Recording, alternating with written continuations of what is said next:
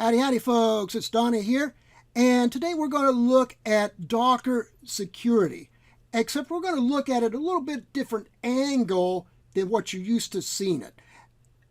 Because most of the videos that you see focus on the container security, actual creating secure containers. But that's only part of the picture. I mean, it's good that you do that, but it's only part of the picture. You also want to focus on the security of the Docker host machine. And by host machine, I mean it can either be a physical machine with Linux installed on bare metal, or it can be a virtual machine. Either one. Docker doesn't care about that, right? But Docker is one of those things I have a real love-hate relationship with. On the one hand, it's cool, it's innovative, and both developers and data center administrators can benefit greatly from running Docker. But security-wise, it is deeply flawed. And I'm talking about the actual official Docker, right? That comes on all Linux distros except for the Red Hat 8 type distros. I'll get to that here in a bit.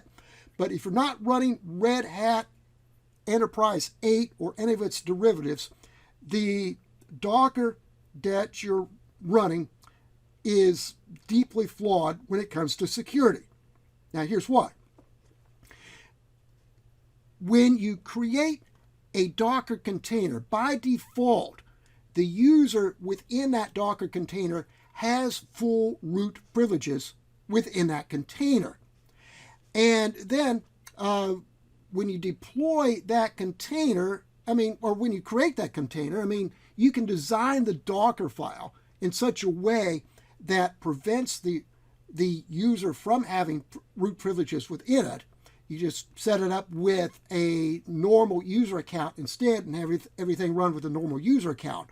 But still, when you deploy the container, if you deploy it to other host machines where you're going to have non-privileged users, or where you want to have non-privileged users running that container, well, there are two ways to set that up. And you can either add a pseudo rule like this so that the person can use Docker, or you can add a user to the Docker group. Okay? So if you don't do either one of those two things, then only people with full pseudo privileges will be able to run Docker, right? Now, both those things appear to only allow a user to run Docker, okay? And that's kind of true. In a way, it does, but actually that's kind of deceiving, because doing either one of these things for an unprivileged user is really just the same as giving that user full root privileges over the host machine, unless you have something else to stop it. And I'll demo that here in just a moment, okay? But basically what's going on there, what can happen is either case, if the user can run Docker, then and the machine has access to the internet, then it's just a simple matter for that user to spin up a container of his or her own, mount the root file system of the host machine as an external volume, and then enter that container, use a text editor to change his or her user ID number in the passwd file to 0, and then shut down the virtual machine, shut down the container, log out of the machine, log back in. When that user logs back in, he or she is then the root user and can do anything. Yeah, that's scary, isn't it? Yeah. But anyway, what am I talking about here? Well, let's go over here on the CentOS 7 virtual machine, and you can see there that I do have Docker installed. And we can go into the etc directory, and just so we can get the nice color coding, I'll use Vim here to open this Passwd file. I'm not going to edit it, but I like the color. Less doesn't have color, right? But anyway, up here at the top, you have the root user, and over here, this 0 is the user ID number. And anytime you see a 0 in the user ID field of a Passwd file, that user has root privileges. Now, ideally, you only want to see one entry with user ID 0 on a Linux machine. And that's this root entry right here at the very top of the file. If you change any of these other numbers to 0, let's say right down here, okay, there's my entry right there, down there to the bottom, second to the bottom, or second from the bottom. You see there I have user ID 1000 now. I could edit that and change it to user ID 0, and then I would be the root user. Now, of course, I'm not going to do that now because it's pointless anyway because I have full sudo privileges. But here in just a moment, I'm going to show you how Caitlin can edit her own file and give herself full root privileges just by being a Docker user. All right, so let's go ahead here and get out of that. And I'm going to start off first by adding the Docker group, because the Docker group is not created by default. And then I'm going to create a user account for Caitlin, and I'm going to add her to the Docker group.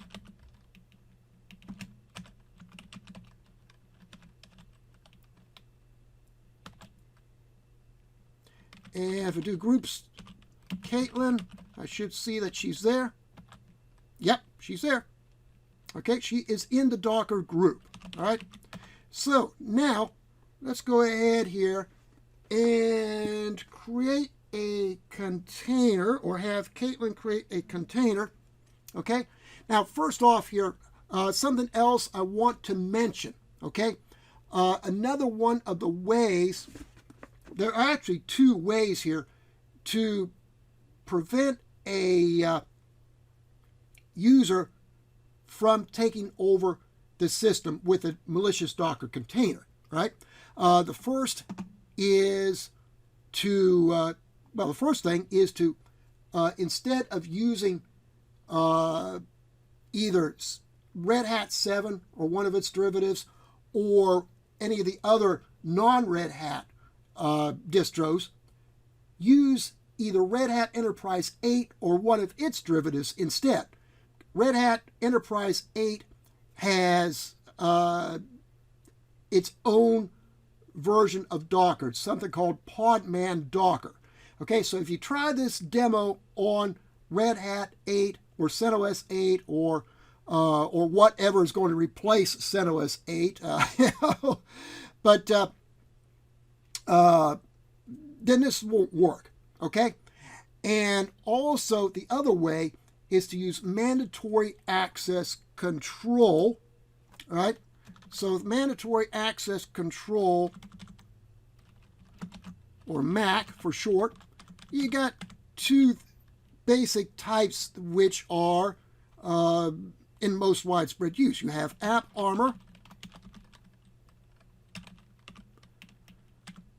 which is the default on SuSE and Ubuntu distros.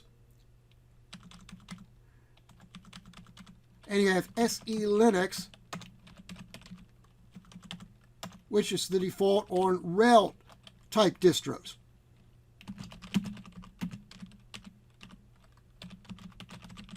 Okay, now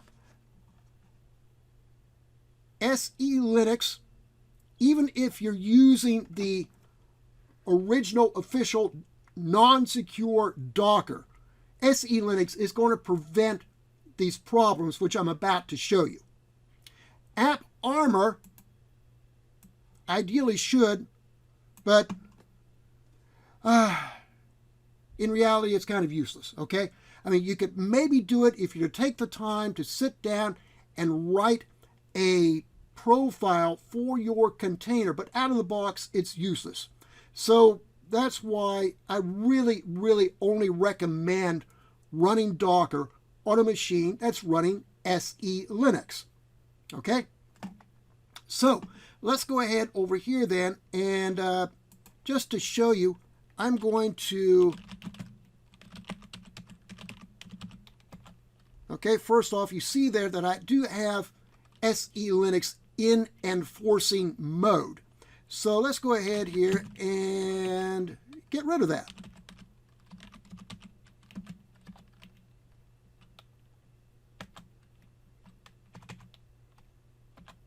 Okay, so now we have SELinux in permissive mode. So I have disabled the SELinux protection in order to show you. And of course, if you're to do this on Ubuntu or Debian or SuSE, you're going to get the same results, okay? You're going to get the same results. You're still going to be able to take over the machine no matter what you do here. So now, let's go ahead and let's do something like this. Let's do Docker. Actually, what I need to do now is log out of my account and log in as Caitlin.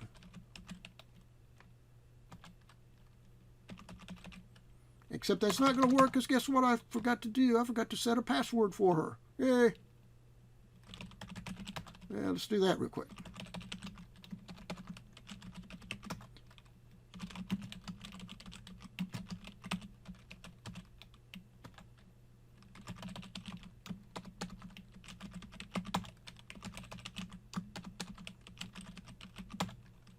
Now, let's log in as Caitlin.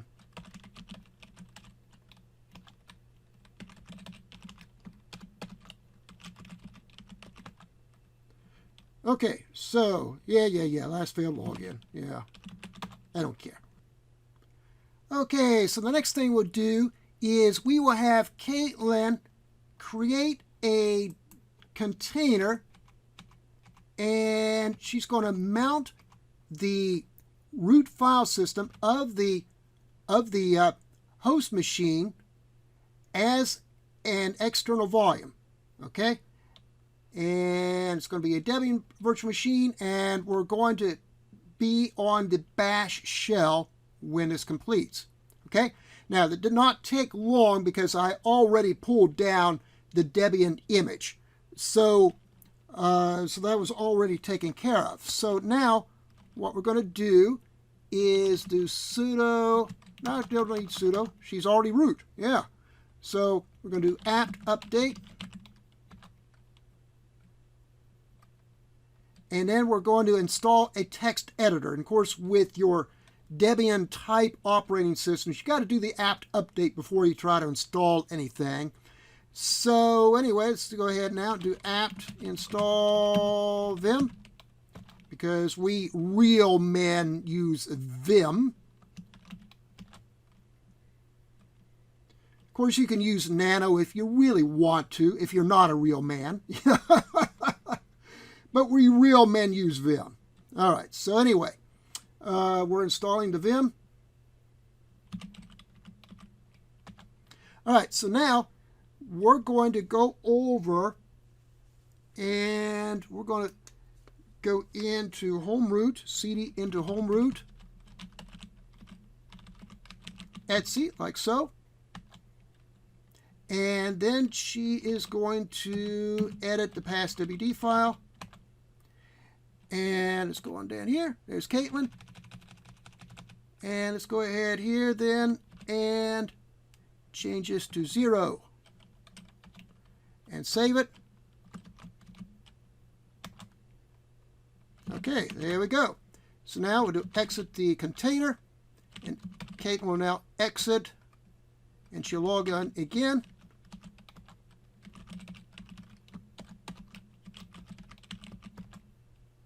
Whoa, look at that. Do you see what I see? She is the root user. Yeah. All right. So how about that, eh? The root user. Now, let's go in here to the Etsy directory again. And we'll go down here and we'll just go ahead and change her back here, right? Right now, let her change herself back. And of course, that also demonstrates that, yeah, she really is the root user. She can do anything now, right? So, let's now save that. And we'll exit again here. Now log in as myself. And of course, we do have,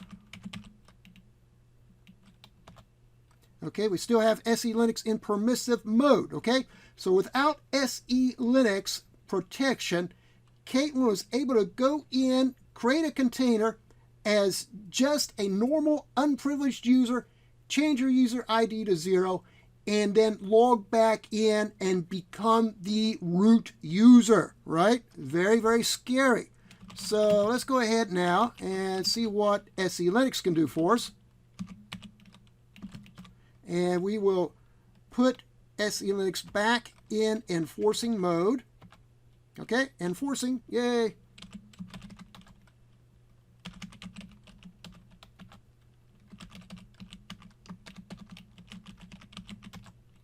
All right, so now let's go ahead here and see if Caitlin can do this again. And of course she can.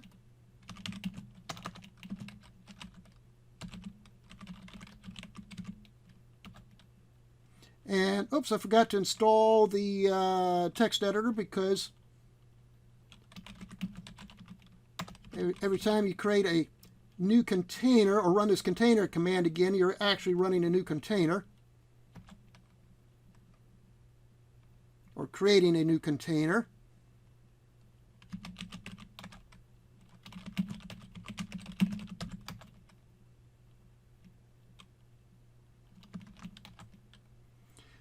By the way, folks, I really apologize about that joke about people who use nano not being real men. I'm so sorry. Sometimes I can be so cruel. I know. Anyway, yeah. So now let's go ahead here and edit this Passwd again.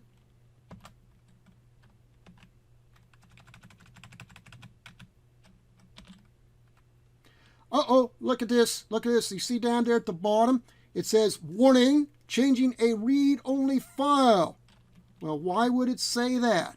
Well, it's really easy. It's because SELinux is now on the job. Look at that.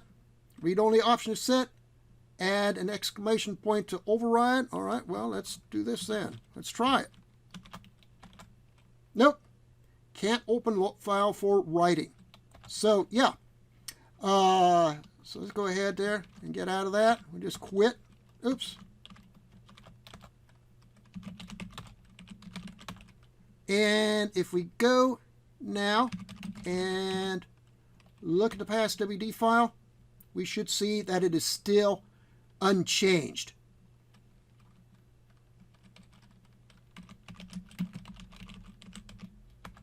Okay, yeah, so it still shows Caitlin as her normal 1001 user ID number.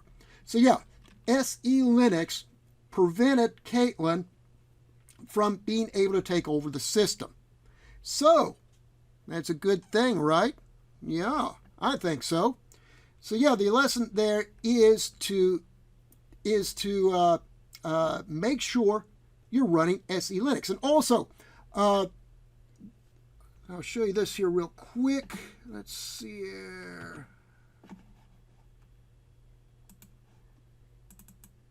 And we're going to pull up CentOS 8 here.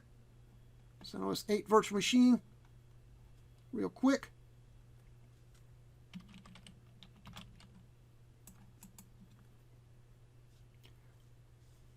Okay, and now you see that I'm on a SELinux 8 machine. Okay, and I told you before that on Red Hat 8 and its derivatives, we're using a new kind of Docker. The Red Hat engineers came up with their own brand of Docker, and so they call it podman-docker. Now, the commands are just the same as they are with the old Docker, but there are some differences here. The big difference, for one thing, if you go into lib systemd system, you're going to see that there is no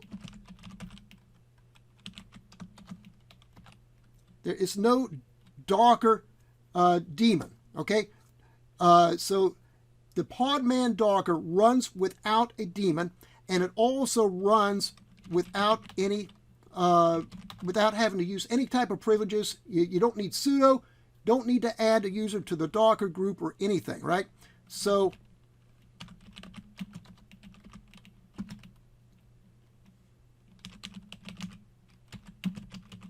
I can do something like that.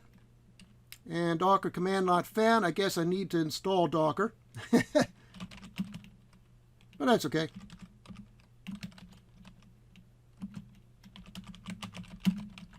Okay, and notice there the command is podman-docker to install it. I apologize for this. I really thought I had it installed already.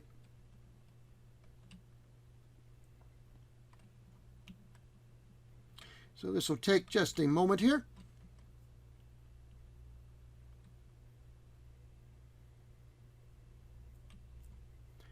And I'll actually pause this here a moment and come back when it's done.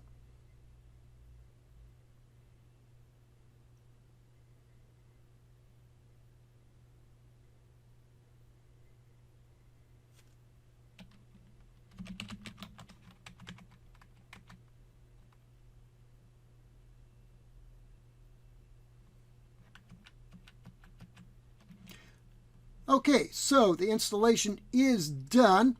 And so now let's go in and look at that, or look for that file, right? Okay, so yeah, still no such file or directory as Docker in the systemd directory. So there's no systemd service. Okay, no daemon.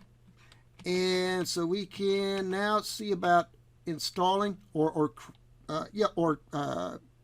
creating a container. Okay.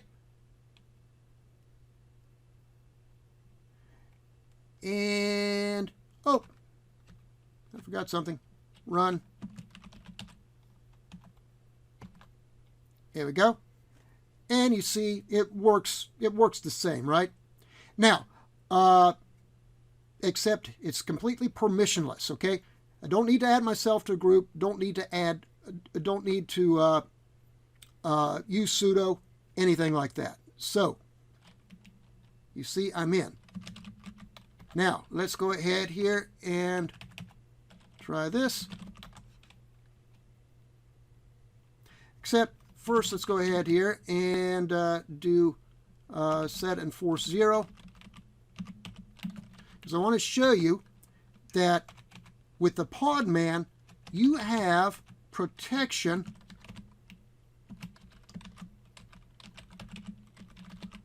Yeah, I know it's hard to type and talk at the same time. You have protection for your host machine even without the SELinux.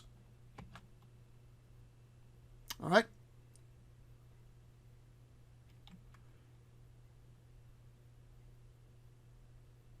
And I screwed that up again. Let's put the run back over here.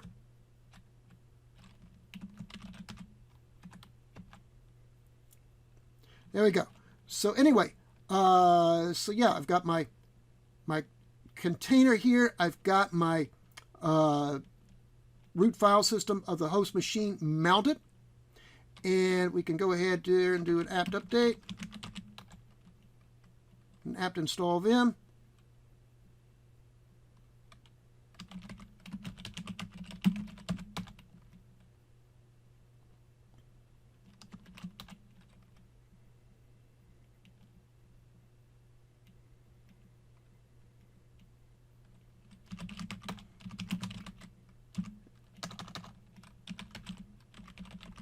And we'll go into the home root etc directory again.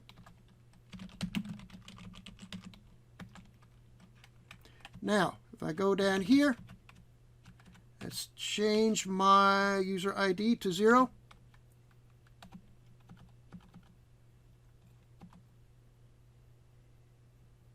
Okay, and notice down there at the bottom, warning changing to read-only file.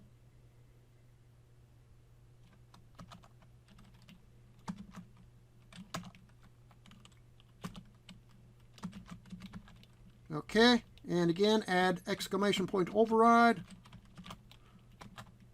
And can't open file for writing. Okay, now again, this is CentOS 8 using the new podman-docker, and even without SELinux, the podman-docker does not allow a non-privileged user to take over this machine. So that's very, very important. So my recommendations is, if you got to run Docker, use a Red Hat 8 type of distro and use SELinux. If you can't run a Red Hat 8 type distro, then have SELinux. Okay, so if you're running Debian, for example, you can install SELinux. You got to jump through a few hoops to do it, but your best bet is really just to use like CentOS, or whatever is going to be replacing CentOS once Red Hat discontinues support for it at the end of 2021. Okay, so anyway, that's pretty much it for that. And the only other thing I'd like to say is that just to present a word from my sponsor, which is me, and my book, Mastering Linux Security and Hardening. So you're going to see this little trick in there, and you're going to see a whole lot more besides about how to harden your Linux systems to help prevent the attackers from taking over and doing really bad things to you. So be sure to check it out, okay? Again, that's Mastering Linux Security and Hardening, available at both Amazon and at the Packt Publishing website. Anyway, that's all for now. Be sure to like and subscribe this video, and we'll see you next time.